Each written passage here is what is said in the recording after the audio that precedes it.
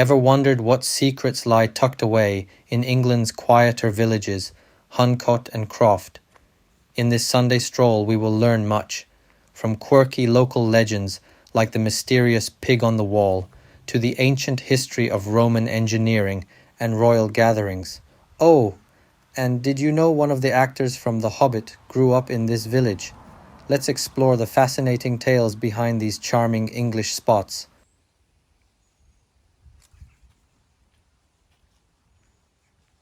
Last Sunday, I decided to take a leisurely walk through two charming villages in Leicestershire, Huncote and Croft. These small communities are nestled just a short distance southwest of Leicester, each with their own stories and quirks that make them worth a visit. My goal was simple, a good hike, not an urban adventure. From Huncote to Croft and back, the walk was everything I hoped for. The air was crisp, signaling the departure of summer days, and I finally broke in my new hiking trail shoes. Every step felt like walking on a cloud, a strange comfort on solid ground. The trail wound past Croft Quarry, an eerie yet fascinating sight. Its twisted roads plunged deep into the earth like a pathway to the underworld, although now dormant and securely fenced off. Standing on the hill above, the view was surreal, a reminder of nature's scars and human engineering. Climbing the natural stone steps, over 100 of them, left me breathless, literally and figuratively. Croft Hill is a natural landmark rising 128 meters above the surrounding flatlands. It has been a meeting place for centuries and offers a stunning view of the landscape.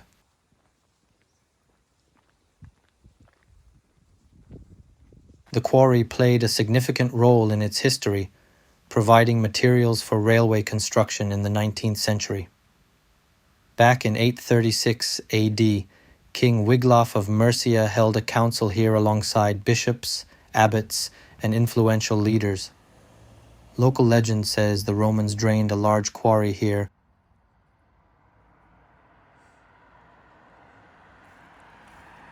Next, I wandered into Croft, a small village with a population of around 1,700. As the trail flattened, Croft appeared in the distance. The rain began just as I reached the village, but true to British form, it stopped as abruptly as it started. St. Michael and All Angels Church stood quietly at the heart of the village, its unassuming charm enhanced by a flowery yard and a serene cemetery. Though locked, it exuded a sense of peace that was worth pausing for.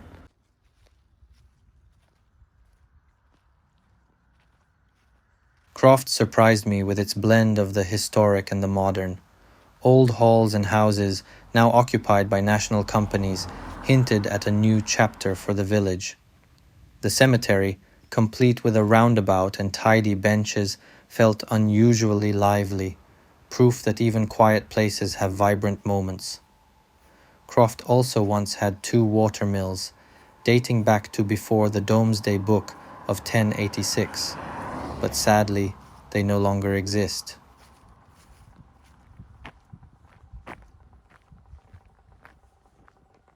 Croft's weekly car boot sale is its heartbeat, drawing people from across Leicestershire.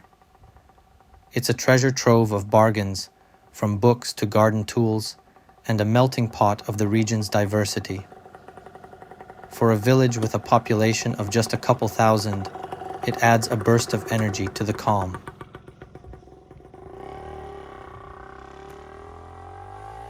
On the return leg to Huncote, I chose the main road instead of the quarry trail. The path was busier, with more cars and signs of life. Passing Huncote Watermill with its "For Sale" sign made me wonder who might turn it into a charming residence. Back in Huncote, the village felt livelier than Croft, buzzing quietly in its Sunday rhythm. Huncote is a cozy village with a population of about 2,000. It's a quiet spot with a few handy amenities, a pub called the Red Lion, a post office, convenience stores, hairdressers, and even a fish and chip shop. The village also has its own football team, Huncote Sports FC. In the 18th century, framework knitting was the main livelihood in Huncote, later replaced by quarrying during Victorian times, which improved the local roads. English actor Richard Armitage, known for his roles in The Hobbit and North and South, even grew up here. Walking through, I learned about the village's symbol, the pig on the wall. There are two possible origin stories, one about a pig that followed funeral processions to the cemetery, and another being a twist on a traditional tale. Either way, it's a quirky piece of Huncote's charm, or choose your own interpretation as the website of the village recommends.